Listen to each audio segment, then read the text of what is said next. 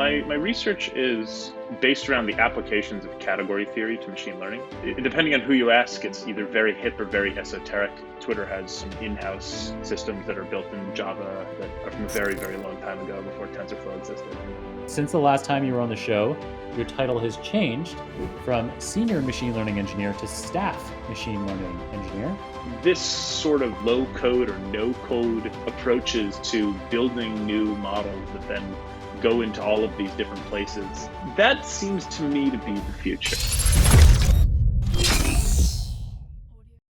Dan, welcome to the program. You were last year on episode 345 in March 2020. Has much changed since then in the world? What's your life been like? Things have certainly changed quite a lot. I missed the office where I recorded the last episode. Nice. Well, you're still in New York, right? So you work at the Twitter New York office, but you're still based in New York.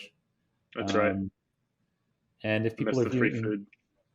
oh yeah, I bet. Did they do delivery or anything to make up for it? Probably not. I wish. No, I've had to learn how to cook. Oh, maybe that is something that will become useful in the long run. Perhaps. But yeah, so you were on an episode right before the lockdown started in New York. I remember it all too well. And here we are a year later. Probably couldn't have imagined that a year later we'd still be at home. Yep. Constant suspension of disbelief. Nice. Well, I'm excited to have you back on the program. So Kirill absolutely loved having you for episode 345. So you were a star guest, and that's why Kirill recommended that you come back on.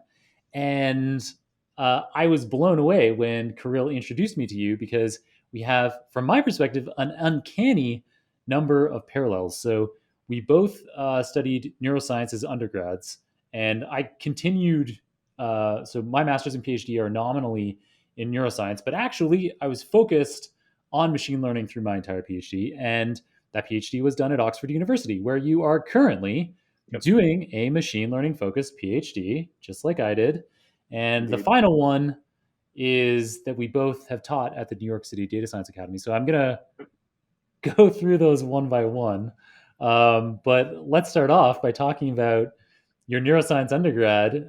So tell us about it and how that led to a machine learning career.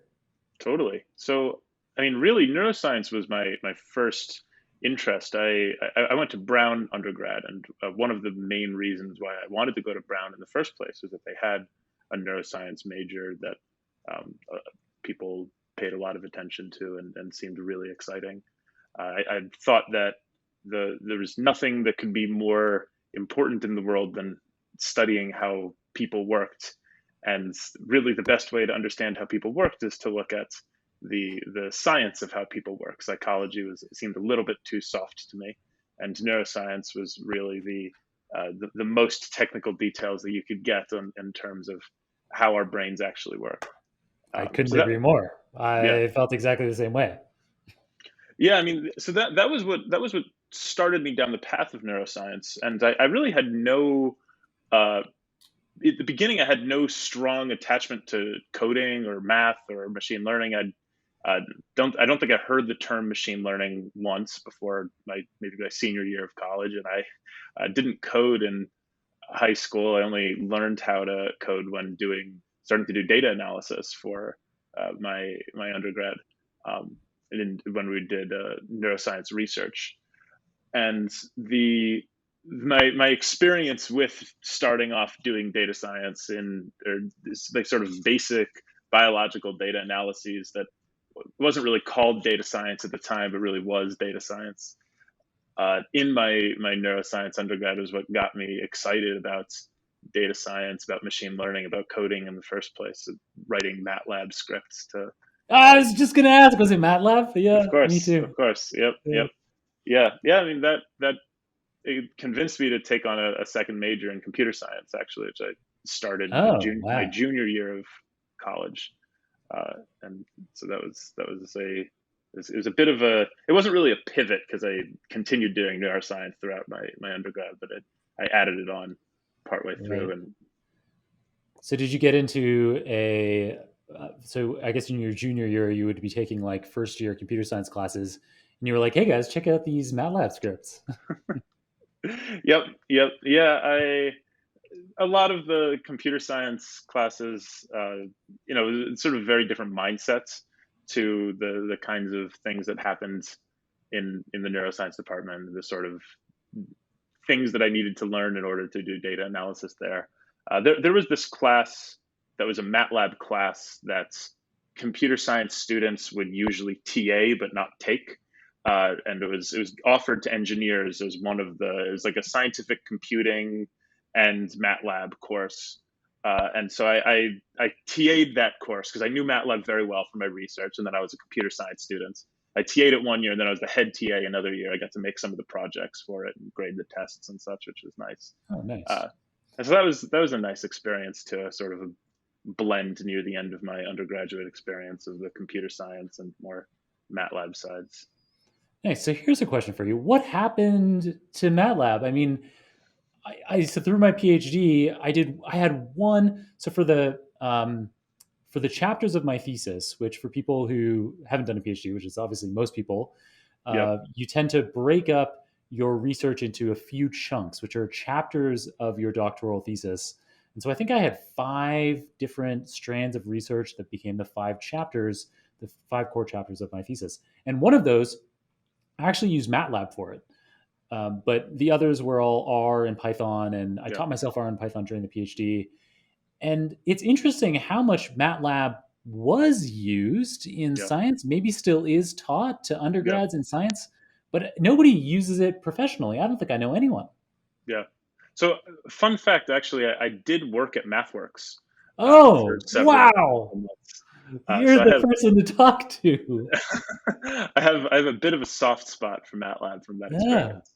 Um, yeah, after I'd graduated college, I had sort of last minute pivot, and I decided I did in fact want to pursue a software engineering career, and I knew MATLAB very well from having TA'd this course. So the going to MathWorks was a relatively easy path, uh, and I mean they were when I was there they were doing quite well. This was, only about I 6 years think they ago. are. It just Yeah, shows that I don't know what it is about my experience professionally, but yeah, when I go to conferences, it seems like today, particularly so on the machine learning side, people are almost always using yeah, Python.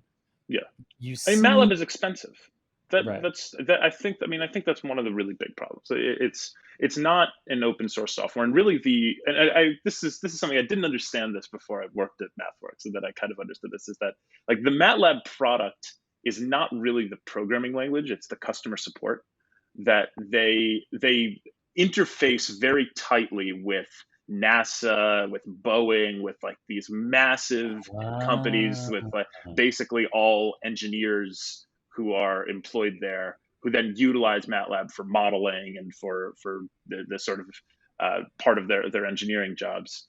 And when they face various eccentricities of the language, they don't want to be chasing down the sorts of issues that someone who might be more um, wants to spend all their time thinking about coding or thinking about building things in the programming language would want to think about. They want to just have their things work properly, and so having the ability to talk to someone and have send questions that will then get someone spend a lot of time looking through their questions, helping them through things as part of a MathWorks contract is very attractive deal. So it's really it's a totally different model. I don't even consider it necessarily a direct competitor to Python and R. And of course, this could very well have changed in the year since I've been there. I haven't worked on MATLAB at all. no, I'm sure But you're right, and I do know people who work at MathWorks still today, and they're incredibly clever people, just like you. And so I no doubt MathWorks is still crushing it. It's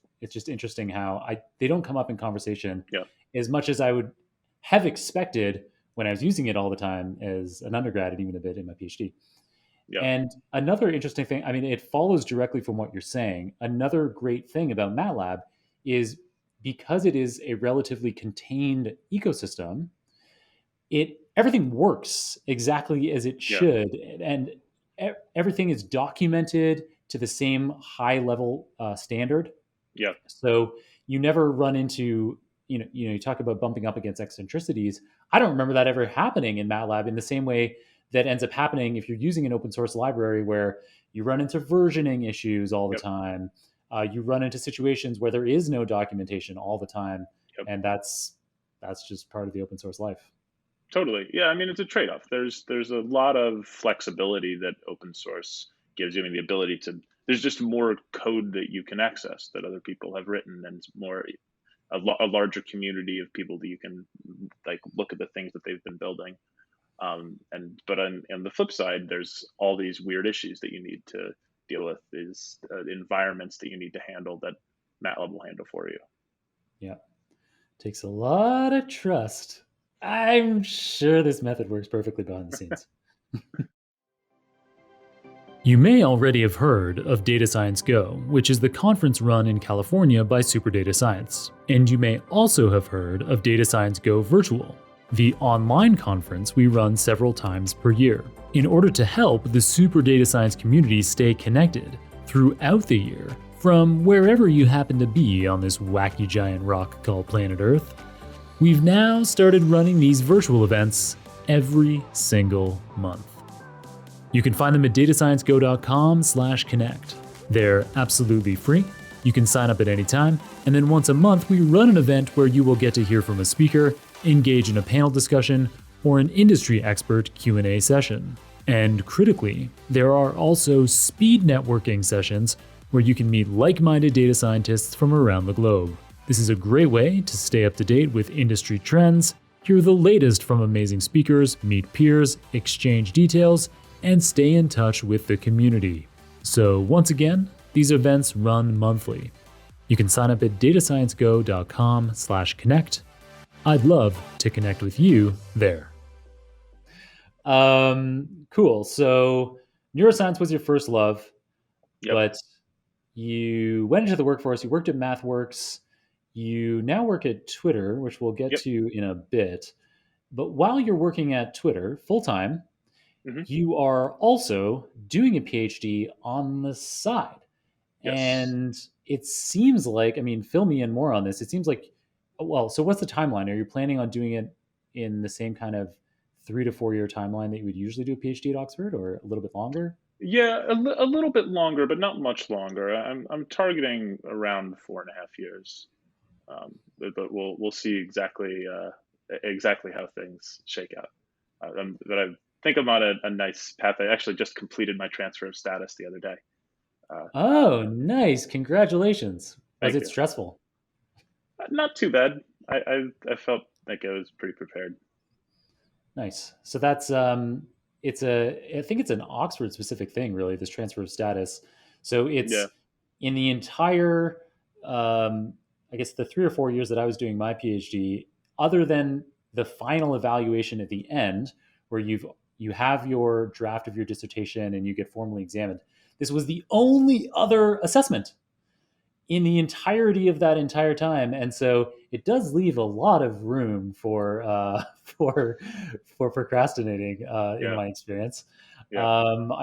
I missed having from my undergrad experience of like all these quizzes, all these tests to keep me in Yep. track. I was so studious, and then Yep. sometimes at Oxford, months go by, and you're like, I wonder when the last time I really did some work was.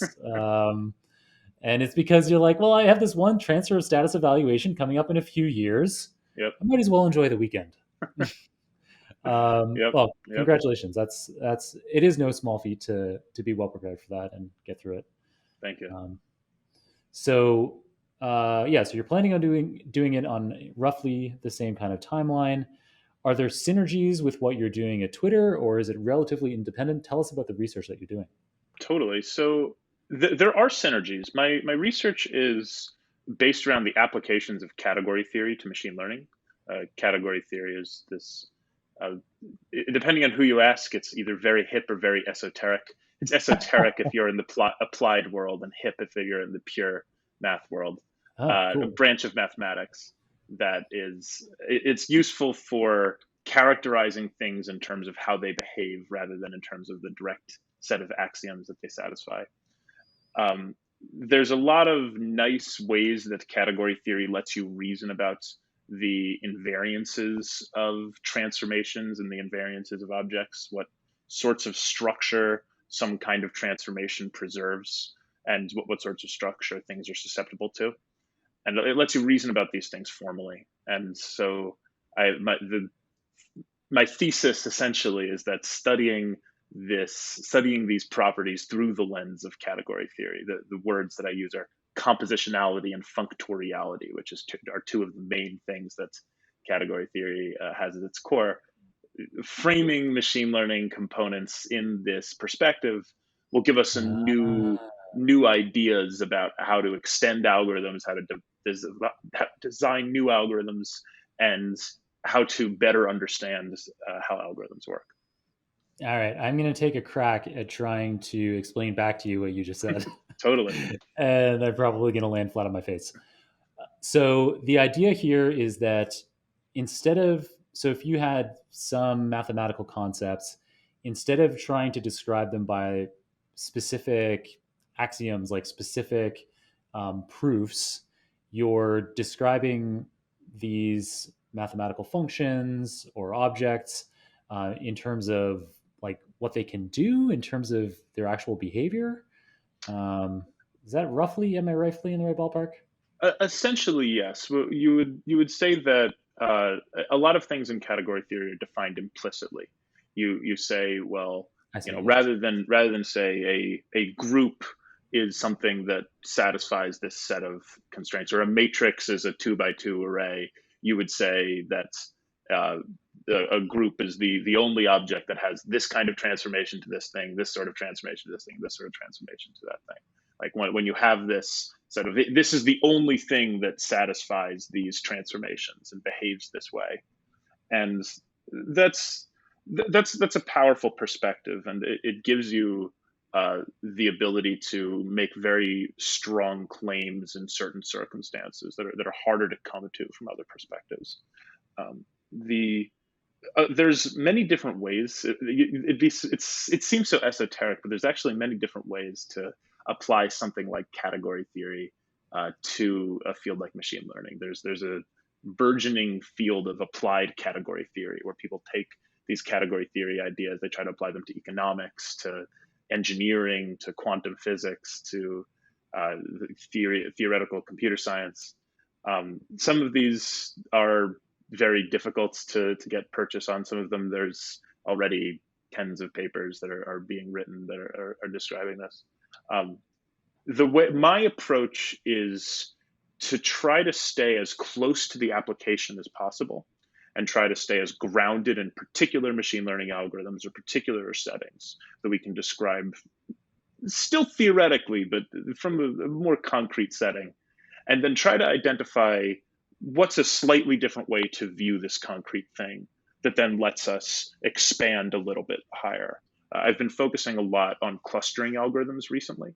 Okay. And manifold learning algorithms, just saying like, what is the simplest way that you can describe a clustering algorithm? What's sort of there's a natural hierarchy of different kinds of transformations within category theory. So if we can explain a certain kind of clustering algorithm as one of these transformations, then there's this natural question of, when we make these modifications to these other kinds of transformations, what do we get out of that? What kind of new algorithms come out? And then we could actually implement these and run them on data and have novel approaches or write proofs about them too. Cool. And so then I guess clustering might be a part of what your work is at Twitter. Yeah, so that's part of. I would say that the intersection points between what I do in my research and what I do at Twitter comes in at this sort of space. Like, there's an algorithm that I might use in my research, and it's like, actually, this works kind of nicely. I wonder how this would work at Twitter stuff. Or maybe I'll come across a challenge at Twitter. I'm like, oh, that's a sort of interesting case where you have this sparse to dense relationship. I wonder what that might look like on my research side. But in general, I would say that they're very different, largely by design. I purposely chose not to do my PhD in something that was more applied, to study graph research and natural language processing, or something that comes up a lot at work. Mhm. Because I wanted, I knew that if I was going to do these at the same time, it would only work if I was able to view my PhD work as closer to a hobby than to something that takes a lot of Ah, stress and mental energy. So right. I tried to pick what are the major stressors at my job and make sure my PhD has none of them. It has Okay. its own set of stressors, but Right. there's no duplication. So when I switch from my job work to my PhD work, it feels like I'm switching from my kind of productive job to my hobby, where now I'm doing some things to unwind, and so far that's been successful. That is great to hear, and I'm glad to hear it's going well. That is a pro tip in terms of how someone might approach doing a PhD while simultaneously working full time. Can you provide us with some more context on how that happened, how it came about? Did you have to bring that to your employer? Does Twitter have existing support for people Yep. doing PhDs? Do you know other people that have done it? So basically, for me and for our listeners, what is the experience like of getting started on doing a PhD while you're working full time? How easy it is to get that going? Whether there's specific special things that you need to do to be working remotely like that, and presumably, well, actually, there's a number of reasons why your Oxford one is interesting. So not only are you in a different time zone, so I was going to say typically people might be expected to be in a lab during work hours, but you're at work during work hours. And on top of that, you're also on the other side of the Atlantic Ocean. And so Yes. maybe that's another kind of thread that we can go down. So I've now posed a number of questions. It's Yep. probably going to be hard to keep track of all of them, but please try to answer all Totally. of them. Totally. I'll give my best shot. So I guess for the first question of how it's happened in the first place is, I mean, I was working at Twitter. I'd sort of been forming in my mind this idea that I wanted to do a PhD, but I really enjoyed my job at Twitter, and I felt like I had good momentum in my job, and I didn't want to leave and do a PhD.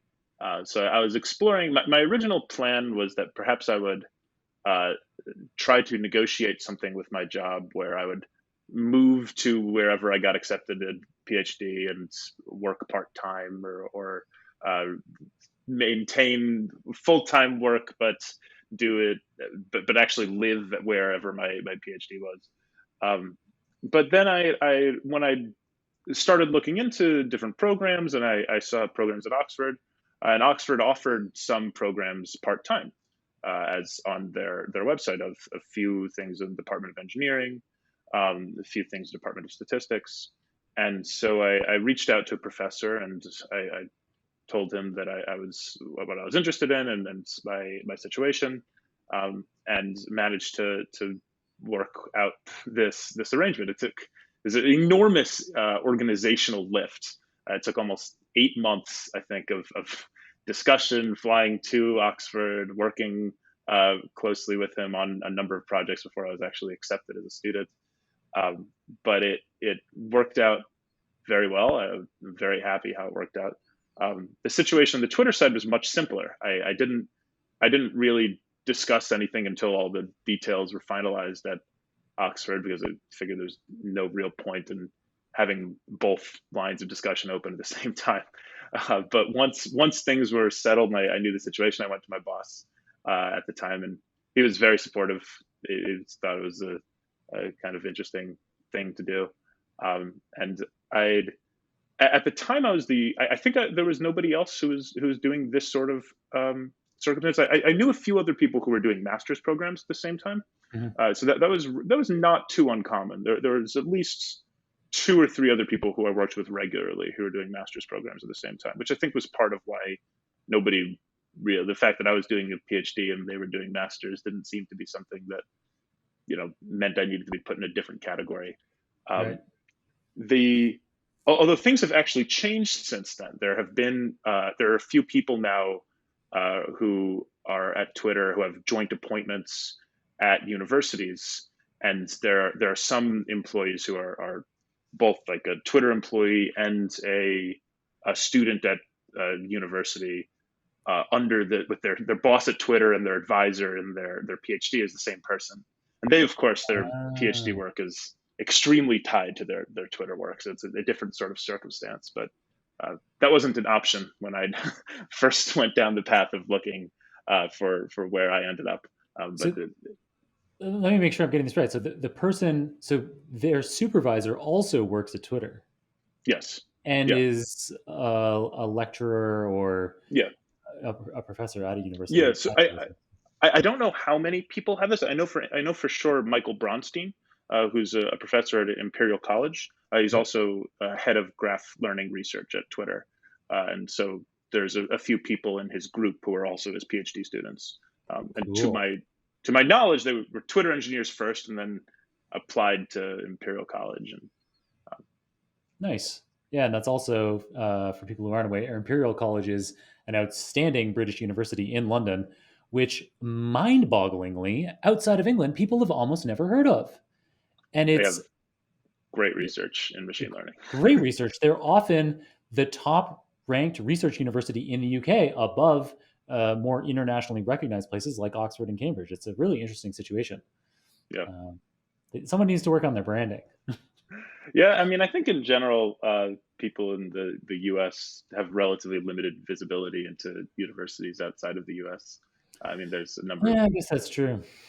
yeah, Yeah, I don't know what it is about. Maybe it's yeah, I don't know. Somehow, like I think Oxford and Cambridge are kind of names that people know. Maybe they yeah, show up in movies and TV shows more yeah. often than Well, like a mate. Yeah, there's a lot. I mean, the word Oxford is very common. There's the Oxford Dictionary. There's sort of right, there's a bit of and Cambridge as well. We have Cambridge, Massachusetts. right, exactly. Which is it's interesting. I think it's not a coincidence that Cambridge, Massachusetts is called Cambridge, Massachusetts because so I'm stretching a little bit here, but Harvard University, which is based in Cambridge, Massachusetts, they use the same degree name conventions as Cambridge, which Interesting. was a little bit unusual at the time. So that at that time, it was more common to use the Oxford Convention. So we've been talking about the degree that you're pursuing all this time as a PhD, but technically it's a DPhil, Yep. which is it's like the same Latin words, but the other way around. So doctorum philosophae. I'm probably butchering that, but same like it's the same words as PhD, which is like philosophium doctorae or something. I don't know. Yep. So they're the same Latin words, but the other way around. And Cambridge was super unusual to call that degree a PhD at the time. And it was Harvard University that somehow seeded those degree names becoming common Interesting. around the world. Anyway, so now I'm feeling like it's not a coincidence that the city that Harvard is in is called Yeah. Cambridge. I can't say I know. It would not surprise me at all. Yeah. All right. Well, somebody is hopefully researching this as they listen to this, and you can send me a LinkedIn message or something and let me know how wrong I was, Yeah. or hopefully I was right on the money. If I was right on the money, then make it a public LinkedIn post and tag me. And if I was wrong, make it a private message. No, I'm kidding. Totally. Either way, you can make it a public post. I am shameless. Cool. So you told us a bit about your research at Oxford, and we have a sense of what it's like to study while you're working. It sounds like you're enjoying it, and I guess you don't have any reservations about it. You would probably recommend it. It sounds like the logistics of getting it approved on the university side might not always be the easiest thing in the world, Yep. but it's possible. Really exciting. Totally. All right, so then we're finally making our way to that third and final thread that is common between us, which is teaching at the New York City Data Science Academy. Yep. So I only ever taught there on Saturdays. I had a deep learning curriculum that I taught there for years, and it formed the basis of my book, Deep Learning Illustrated. But I didn't look up. I don't know how I noticed. I think I might have just seen on your LinkedIn that Yeah. you were an instructor there. So I don't know Yeah. what you taught or anything else about it. Feel free to fill me in. Totally. Yeah. So I didn't have a full time position as an instructor there. I gave several talks. I think I gave talks to three separate cohorts over the course of about a year and a half. And my talks were all, it was all during the time that I was working at TrueMotion, which is the company that I worked at before Twitter. And my talks were all very based around something that I like to talk about a lot. Then I still talk about now when I give public talks, which is label engineering, or like Mm. just the process of, given that you're in a situation where you don't have access to high quality labels, how do you reconcile that? High quality labels to train a machine learning model with. That was a very common problem at TrueMotion. It's less of a problem at Twitter, or less of a central problem. It's still very important, but at TrueMotion, it was the So, kind of do or die problem. yeah, tell us about TrueMotion, and I guess something that is probably obvious to most listeners is a label is just if you have a bunch of pictures and some of them are of cats and some of them are of dogs, that you actually have the ones that are cats labeled as cats and the ones that are dogs labeled as dogs, and so that way you can train a supervised learning algorithm, we call them, and so supervised learning often allows us to do a lot more when we have those labels. There's a lot more kind of inference and prediction that becomes possible relative to if we just have a data set of a bunch of pet photos, which there's still a fair bit you can do. But yeah, labeling data is a key to building great machine learning models in a lot of cases, certainly a lot of real world use cases. Anyway, tell us about TrueMotion and why you didn't have labeled data, as well as maybe some tips as to give us a little taste of what you would lecture about. Totally, totally, absolutely. So TrueMotion is a company in Boston that I worked at for about 2 years. They develop technology for insurance companies, particularly car insurance. The technology integrates into insurance company apps as an SDK, and is utilized for usage-based insurance pricing. So basically, to determine how much somebody should be charged for their car insurance based on how they drive. So a lot of the problems that we solved was, Ah, given this stream of GPS and motion sensor data, do inference on how good of a driver somebody is, how likely they are to get into an accident, how likely they are to cause various kinds of wear and tear in their car.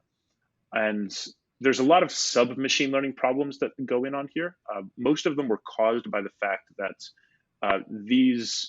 the way that the software ran was not something where we could ask the user, before you drive, load the app, open it up, place it on the mount. Like with this, everything needed to be completely in the background. Like, I mean, users, nobody's getting tricked. Everyone knows they're signing up for a usage-based insurance program and downloading this app right. on their phone. But it needs to be non-obtrusive, and it needs to be accurate without requiring any input from the user. I love the idea of how if you were to ask them for feedback, it could be the app asking them for feedback that leads to accidents. Yeah, it's very real. Actually, that is something that that we've had to discuss when we were there. The degree to which we would involve the users in the app, especially during driving time. Can you prompt them for labels or things like that? Right. Um, Let us know if you're encountering horrifically icy conditions. yeah. Please pull the app out of your pocket at that time. Yeah, send a notification. Are you looking at your phone right now? Yes. No. But so that was the kind of problem, was like identify when someone is texting and driving based on the motion sensors in the phone, or identify when they're taking a turn too hard, or identify when they're driving, which is actually the hardest of all the problems. Driver identification. Identify when they're driving, and if there's multiple people who own a car, identify who's driving. Um, Distinguishing between a car and a bus and a train and a bicycle is also difficult. So there's a mode of transit problem. And for a lot of these, the labeled data was extremely sparse or non-existent.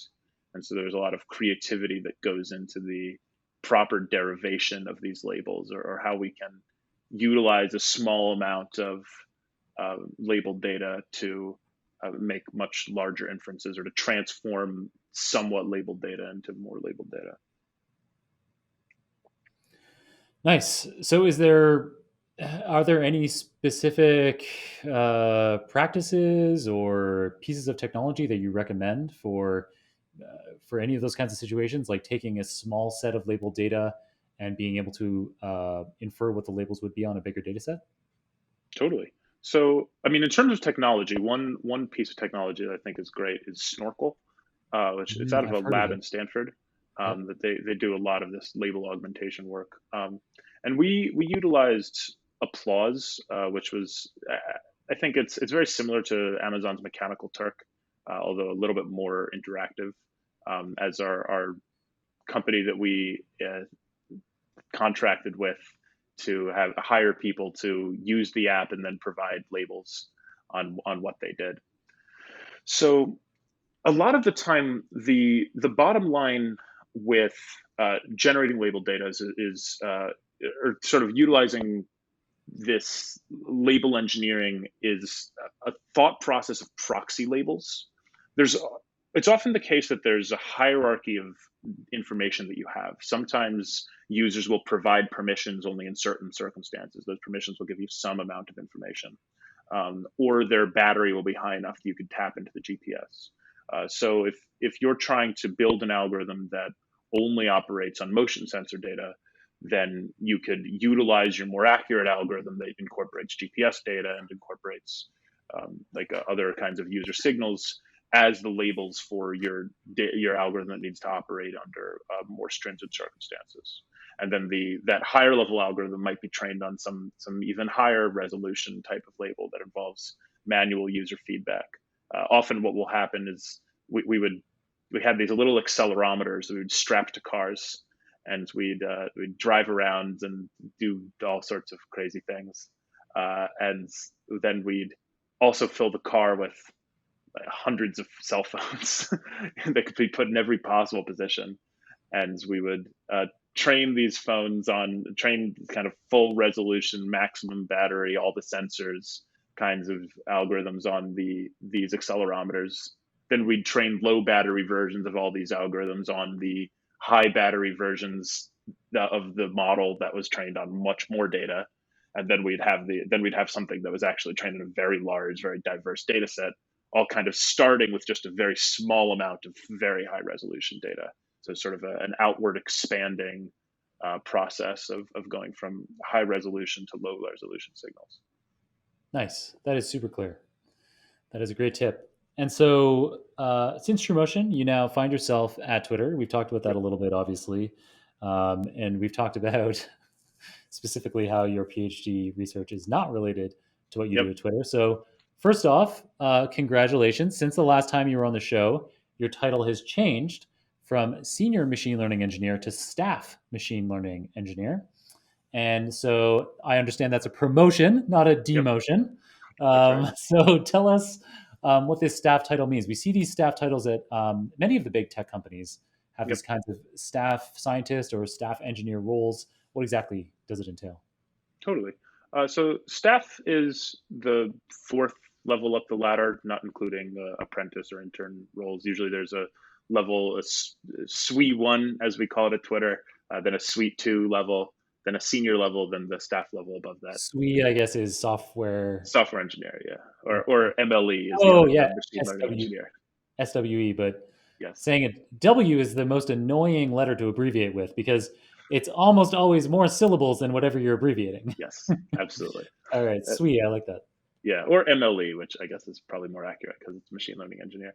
I think it's Um, Mui. Mui. Lee, I haven't heard that Uh, don't don't use that one one. at home. Yeah, so usually a staff engineer is a role that um, corresponds to having cross org responsibility, having sort of a role in leading a relatively large team or driving multiple initiatives across organizations. Usually, one of the hallmarks of staff engineers that they have input and influence outside of the projects that they're working on. They're often called in to review proposals or to have input into larger scale technical decisions that affect multiple organizations or the whole company. And so this is something that I think is a very good thing to have in a company, to have a staff level on the ladder and give engineers a voice at these higher level organizational decisions. In a lot of companies, these sorts of roles where, I mean, some staff engineers barely code at all. I certainly code much less than I did as a senior engineer, and some do almost no coding, uh, but have a lot of influence in terms of technical direction of the company, and in terms of setting the roadmap for work streams that require a lot of um, connecting upstream data pipeline work with downstream work on models that will consume those, and the parts of the front end that then consumes the predictions of a model. A lot of this requires organizational alignment. So at some other companies that don't have this level of technical ladder, this would normally be folded into the role of managers. Have just a larger staff of managers who may be hired from outside of an engineering background, playing a role in these decisions. At a company like Twitter, the role of manager is separated a little bit from these more explicit technical decisions, which are delegated to a higher level engineers. Although there's always it depends on exactly the organization and exactly the project, but that's largely the way that it breaks down. Nice. That is hugely informative. I was not aware of most of that. In fact, I had an inkling that it was almost the opposite of. So I had this idea that a staff machine learning engineer or a staff software engineer might almost be more academic. That you kind of had more time to be doing research, but actually you're playing a bigger role than ever in the organization. Yes, So that's that absolutely the case. I mean, I would say it's a lot of people say that the workhorses of an organization are the senior engineers and the suite twos, who kind of churn out the vast majority of code is probably written by senior engineers and suite twos. When you kind of look at what actually gets done, I think research is a little bit of a tougher question because there's always research directions, but certainly looking at who's published the most papers at Twitter, I would be surprised if the largest is by far like, disproportionate to the percentage of employees would be senior engineers. right. Cool. All right. Now I know. I would have never have talked about my assumptions out loud, but it's nice to now be able to speak knowledgeably about it in the future. So now tell us perhaps some specific projects that you're working on at Twitter. Um, you know, how does being a staff machine learning engineer provide you with this kind of scope over more of the organization and be able to Yeah, do more? Yeah, fill us in. totally. So I previously, when I last was on the podcast, I was still a part of Cortex, which was a part of Twitter that's responsible for their core machine learning pipelines and core machine learning models. And I was on Cortex for about 3 years. I branched out, which is encouraged at Twitter, moving from we're calling branching out, moving from one part of the company to another, uh, at almost exactly the same time that I was promoted from senior to staff, because an opportunity opened in the revenue science organization, which is within the ads part of Twitter, essentially, um, to lead the website direct response advertising product, which we're building out and improving now. So this is basically the space of performance ads. There's advertisers who will pay to have their ads shown on Twitter, and they'll pay an amount that is directly related to the value that they expect to get out of showing these ads. So these aren't the kinds of ads where you just show a billboard, say like, hey, this is an announcement this thing exists, or something that's more long-term potential, put this in front of people and for your consideration some point in the future. These are ads that are high intent ads. So the goal is to show this to somebody, have them click on it and make a purchase, or have them click on it and visit the website. And there's a very technical machine learning breakdown on what happens here in terms of we have the large set of such ads that we might show. Our goal is to display them on the Twitter app in certain locations on the app. And we choose to display them in places based on the expected value of showing it, of how much money the advertiser has bidded on a particular event, like a click or a purchase or a download if it's an app that we're advertising. Um, and then our model's estimates of how likely this event is to occur. And so this all sort of goes into an auction, which has its own set of interesting engineering and mathematics and the crazy dynamics that happens. And then the actual ads are displayed. And the quality of these estimations of how likely somebody is to do these sorts of things with an ad, as well as a whole host of other models that check like whether or not an ad is trying to game the system in a bad way, or whether it was produce a poor user experience, or if it will be redundant with other ads that we're showing to users, are all part of this infrastructure and system. And my role is leading the development of this a subset of these kinds of ads, which are ads for advertisers who are particularly trying to drive users to their websites to make purchases. Nice. I mean, other than driving people to websites to make purchases, how else would you get people to buy something right away? Well, another very large area is mobile apps. Getting people to Oh yeah, download of mobile course. apps and then make purchases of mobile apps. For many people, that's a major. When people see Yeah, the ad, they immediately get up out of their seat and go to their local grocery yeah. store. Yep, yep. Yeah, another is video views, which is it's really somewhere in between what you'd call performance ads and reach ads. It's performance ad because we're not just showing it to someone and saying that's enough. The person needs to actually click on the video and watch it. And so there's a modeling component of it. You model users' behavior. You model how likely someone is to actually click on this and watch this video after we show it to you. So it's sort of the revenue science organization is also responsible for those kinds of, and those are very important too. Nice. So, what kinds of software tools would people in the revenue science organization use every day? So, presumably, everyone's using MATLAB all the time. Number one most used tool. No, I don't think that Twitter has any relationship with MathWorks that I'm aware of. Um, yeah, so a lot of our backend is JVM based. Twitter is very Scala focused. I mean, it's one of the largest companies that has Scala at its core.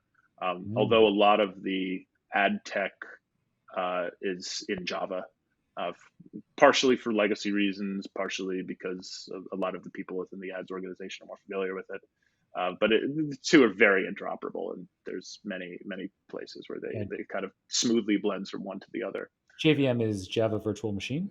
Yes, that's right. Yeah, and Scala runs in the JVM, which is why those Java and Scala play so nicely together.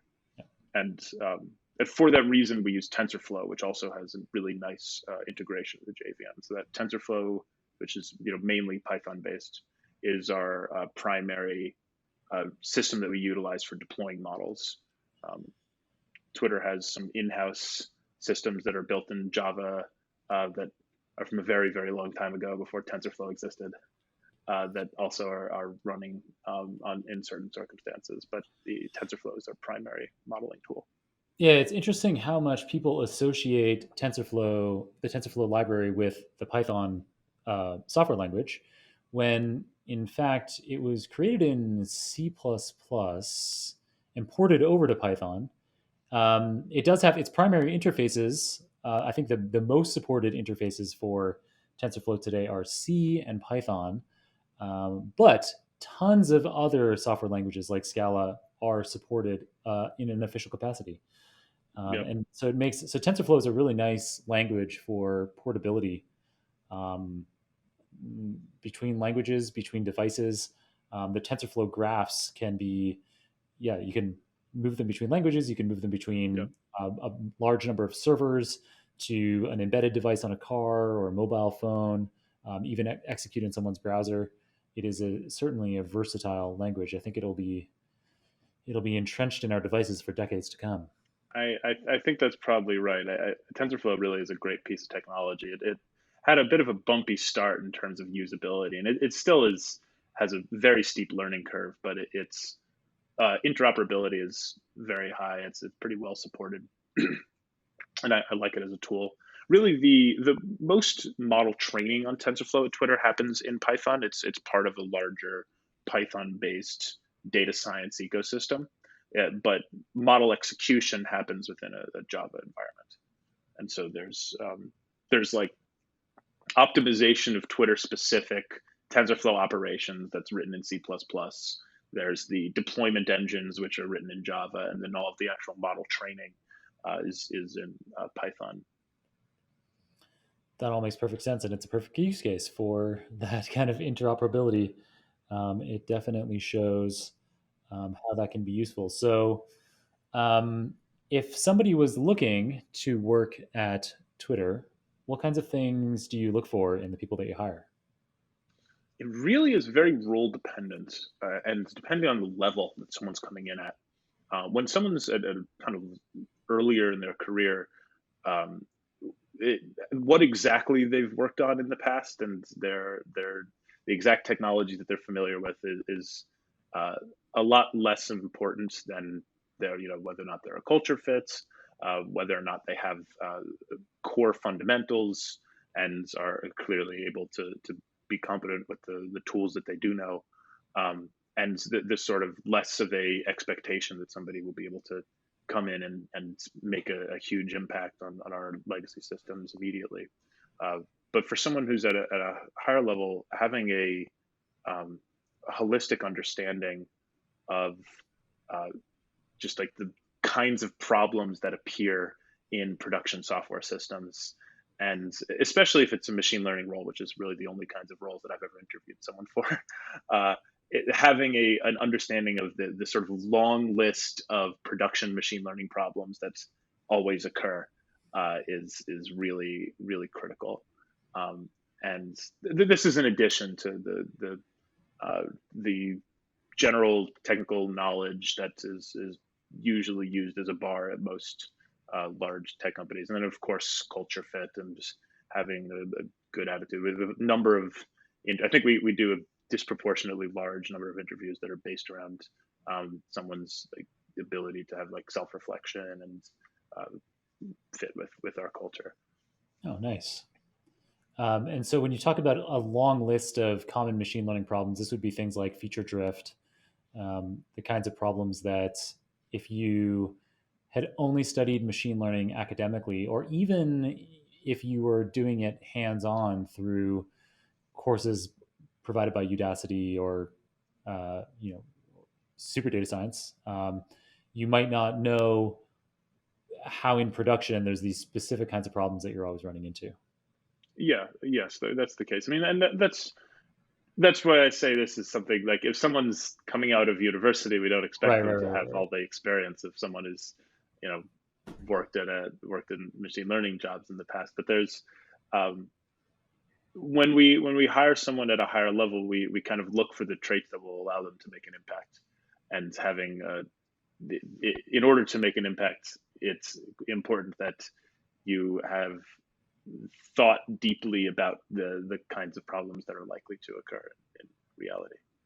So yeah, I mean, like feature drift. There's another huge part is organizational alignment. Like it's very common that you consume features or produce features or have models running in environments where people leave, organization shifts, code.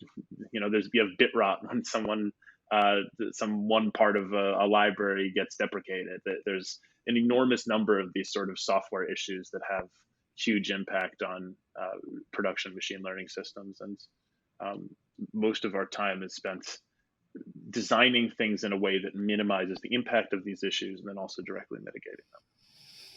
Yeah, I think probably to somebody who is thinking about getting started in data science or machine learning, um, you probably expect that when you're working in the field, you spend all of your time thinking about particular modeling approaches and maybe new data sources, interesting ways that data you do or could have access to could be used in a model. And in fact, those are like, it's a minority of the time. It's a great part of the time, It's some of the most enjoyable. But the reality is that, especially the closer you are to the production end of the spectrum, the more time is consumed with the kinds of issues that you're describing, which are Yeah, I mean, I think that so that's definitely the case. And what I've found is that it varies a lot depending on exactly where in the organization that you sit. During my time at Cortex, I got to experience several different roles within Cortex, including a stint on Cortex's applied research organization, part of their platform, the machine learning platform tools. And so I sort of had right now I'm what would be called a product engineer. I'm sort of directly working on a product that ships things to users, and my impact, any launch that I have, I can launch at an A/B experiment where I directly see like how much revenue that increases. Whereas when I was on Cortex in a research capacity, it was a lot more difficult to identify exactly what the things that I'm doing affect revenue. And when I was on a platform capacity, even harder, because the systems that I would build would then plug into some other team systems. And I mean, who knows what of those teams wins that they got were actually due to the things that I did to make their right. systems easier to use. Um, but the bottom line, the point I was kind of made with that tangent is that the people working on each of these different parts think about very different things. On a product part, I think a lot about how the things that I'm working on corresponds to the general product vision and the things in the product timeline that are coming up later, whether or not these upstream data sets that my models need to consume are able to meet all of the proper SLAs, and if we need to change our strategy in order to account for that. But when I was on Cortex Applied Research, the challenges were very different. There was a lot more time spent doing literature reviews, time spent implementing some like really gnarly TensorFlow code to do some crazy sampling strategies. Still a lot of issues, still a lot of these kinds of organizational issues. And in a lot of ways, it was more frustrating because sometimes I had less visibility into why these issues were occurring. It was just we built something, we thought it worked really well, and then it was like, oh, it can't go into production. Sorry, Mm, there's some product thing that some series of reasons why this isn't the best thing to do right now that we didn't have visibility into. right.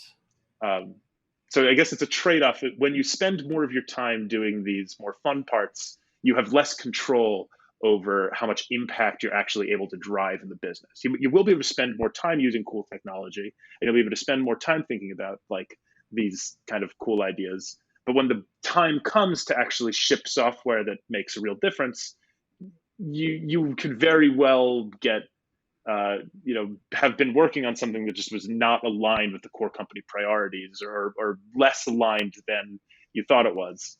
But if you spend all your time thinking about the corporate company priorities and how to align your work with that, you're very unlikely to be working on the coolest technologies and the coolest things that are the coolest kinds of machine learning challenges. I think there's a fundamental dichotomy here, and it really just depends on which path someone wants to go down.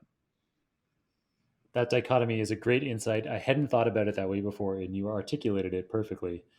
I kind of have, well, I'm going to start, my questions are going to start like getting us toward wrapping up. But in a kind of a vein related to your position at Twitter, one of the world's biggest tech companies, and your experience as a staff machine learning engineer there, you have a lot of insight into where technology applications are going. And then through your PhD, you also are developing a lot of insight into what kinds of research is becoming more and more important. Um, your particular research straddles pure and applied. And so, what do you think? What kinds of machine learning approaches or ideas do you think are going to be important or prevalent in the coming years Yeah. that listeners could maybe get in front of? So one thing that I think I've seen a lot of recently that's been a growing trend, um, both within machine learning and without machine learning, is no code tools and tools that make training machine learning models easier. I recently tried using BigQuery. BigQuery is like a SQL engine that Mhm. Google It's a provides. Google, yeah.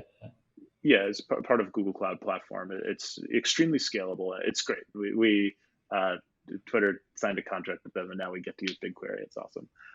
But one We of the things, also use it. great, Yeah, I love yeah. it. I mean, one of the things that blew me away about BigQuery was how easy it made it to train machine learning models within BigQuery. It's just like it's the BQML pipeline, the kind of tiny changes to the way you write a SQL query, and then suddenly you have machine learning models that are using top of the line technology that are extremely easy to export and then schedule the jobs to run offline. Like Mm. it really amazed me um, how it was possible to do so much with so little configuration. And I think that what that tells me is that this sort of low effort or low code or no code approaches to building new models that then go into all of these different places, that seems to me to be the future. I think we'll always have a company like Twitter is going to need to have a very sophisticated infrastructure of feature engineering and monitoring and deployment, and then some models are going to be extremely well optimized. Um, and so it's not like, oh, everyone's jobs are going to be lost to no code tools, but I think there's a lot of jobs that are going to appear where people spend most of their time thinking about business problems and utilize low code or no code machine learning tools as part of their job, similar to how people use Excel now. I think that this kind of no code modeling is going to find its way into a lot more people's toolboxes. Nice. So, as a bottom line, if you're looking to become better at data science, forget how to code and focus on business applications. Yeah, I don't know if that comment was I know. really I driven no. towards people who are. I'm just making a joke. No, that makes perfect sense. I understand exactly what you're saying, and you're absolutely right. I think that there's a lot of companies that have been working for years on building these kinds of no code or low code tools that make life easier, and it means that we can have more people working on data related problems, which is great, Yeah, and it means that some people will be able to spend less time fiddling about with some parts of their machine learning process. So maybe like with BigQuery, allowing data acquisition to be easier, and then allowing you to have more time for either um, learning about some crazy new application like quantum yeah, machine learning and spending some of your time on that yeah, instead of worrying about data ingestion, yep, or freeing you up to spend more time with business problems or change management or yep. product, or really having your data related applications make a big impact in the world. And I think, I mean, one other data point here, just specifically from Twitter, is when I look at the set of people who work entirely on projects that are machine learning projects. This is the core tool here is like the prediction models for ad ranking, or the prediction models for timeline ranking, or the prediction models for sending notifications. And I look at the people whose main job it is to make these models make them run better. Um, a very small percentage of them actually train models. Most of these people are software engineers, essentially, who are familiar with the challenges related to machine learning. Those that may have in their previous job trained models, that may have branched in from a team where they trained models. I mean, they don't lack the skill set of training models. It's just that so much of the work that comes into the deployment and maintenance and operation of machine learning models in a production system is software engineering work, especially at a company like Twitter, where the kind of size of our data, the speed with which our models need to respond to changes in the data distribution requires enormous software lifts. So, I mean, I almost feel like for someone who wants to work at a company like Twitter, the software engineering part is much more of it is that.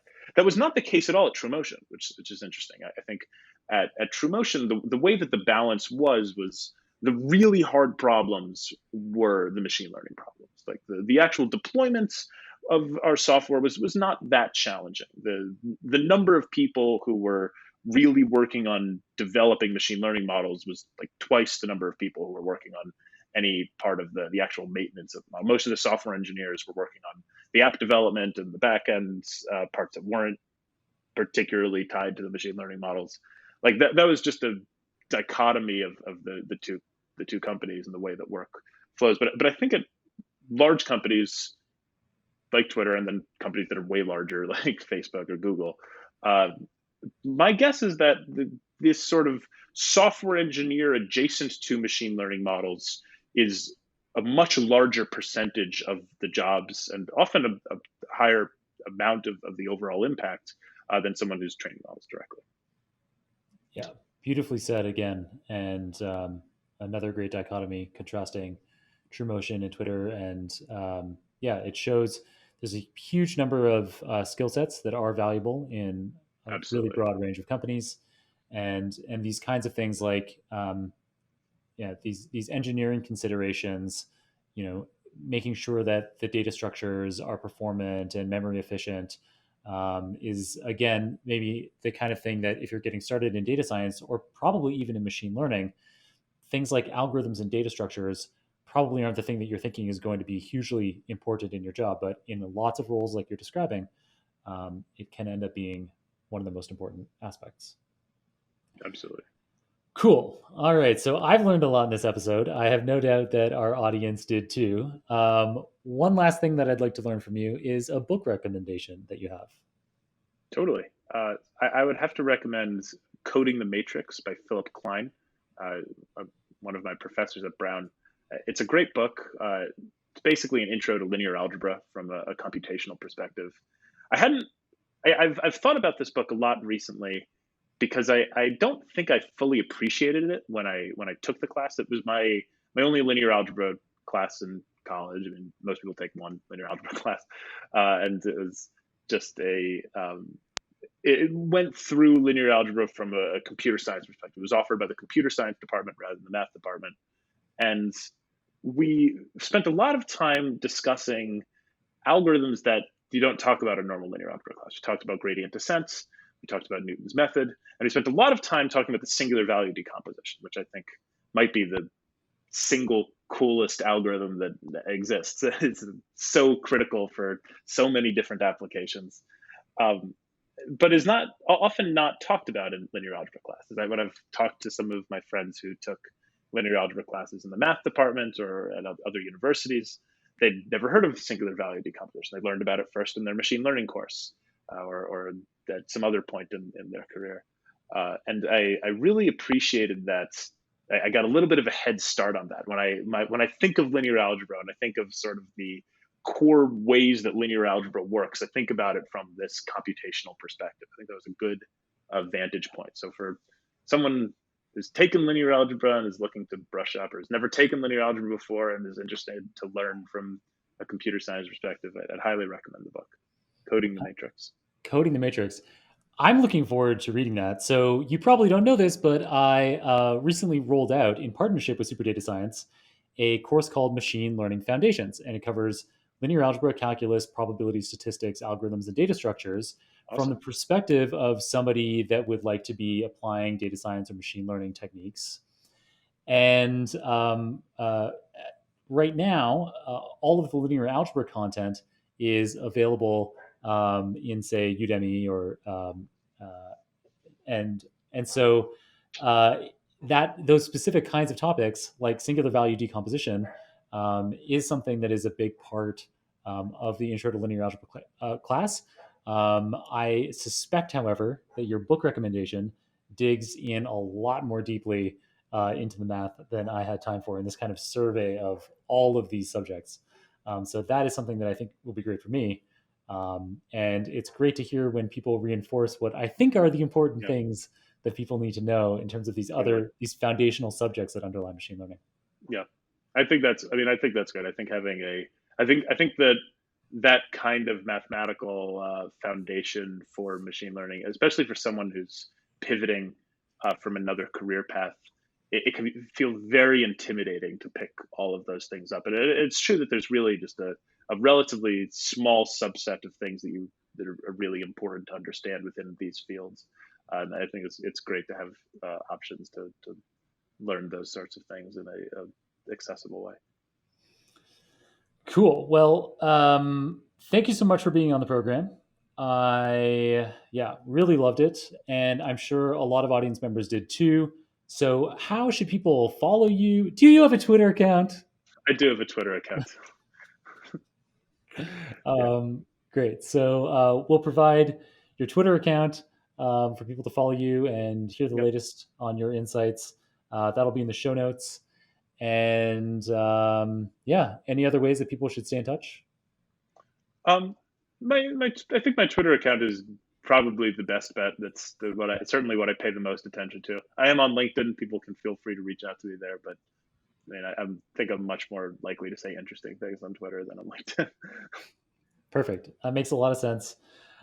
When people use Twitter in the workplace, does it ever is there any kind of stigma around that feeling like you're not really working? Like, do you get my question? Like, if you see someone on Twitter and you're like, I really needed them to be working on this particular task, are they working or not when they're on Twitter? Well, I mean, first, just in general, I most of the people I work with are in San Francisco anyway, so I'm not spending much time looking over people's shoulder. But and even in New York, I mean, it's people work on different ways. I knew one person who had two monitors, and on one monitor he'd always have either a TV show or a video from it was live video game live streamers, like always on one screen, no matter what. There's other screens of code, docs, everything. That was just how he worked. That's how he was most productive. But using Twitter is always sort of feels like it's fun, but I do feel like it's productive because there's a lot of, whenever I have experiences on Twitter, I'm like, I really feel like that piece should be better. That was a bad recommendation. I wonder why that got recommended to me. Oh, that's funny. I thought you were going to say, because even for me, Twitter can be very useful because in terms of work, because almost everyone I follow is someone in data science or machine learning. And so I get to learn new trends. And it is kind of an educational process for me too. But yeah, of course, from your perspective, it's also a product piece of work. Yeah, I mean, I also almost entirely follow machine learning and category theory and like ad tech people. So my feed is a giant stream of math, which is exactly how I like it. But there's this other part of it too. Nice. All right. Well, thank you once again, and we're looking forward to having you on the show again at some point in the future. Absolutely. I had a great time. Many thanks to Dan for his articulate communication and comprehensive, illustrative examples of any topics he brought up. I hope you enjoyed learning as much as I did about the logistics of getting into and succeeding at a PhD while working full-time, how to translate almost pure mathematical subjects like category theory into real-world, cutting-edge machine learning innovations, guidance and tools for labeling huge data sets with semi-supervised approaches, the influential position of staff engineers at big tech companies like Twitter, the software languages and libraries used for machine learning at Twitter, how revenue science can boost ad performance, and the efficiencies afforded by low-effort or no-code tools. As always, you can get all the show notes, including the transcript for this episode, the video recording, any materials mentioned on the show, and the URL for Dan's Twitter profile at superdatascience.com/451. That's superdatascience.com/451. If you enjoyed this episode, I'd of course greatly appreciate it if you left a review on your favorite podcasting app or on YouTube. I also encourage you to tag me in a post on LinkedIn or Twitter, where my Twitter handle is @JohnCroneLearns, to let me know your thoughts on this episode. I'd love to respond to your comments or questions in public and get a conversation going. All right, it's been a great episode. I'm looking forward to enjoying another round of the Super Data Science podcast with you very soon.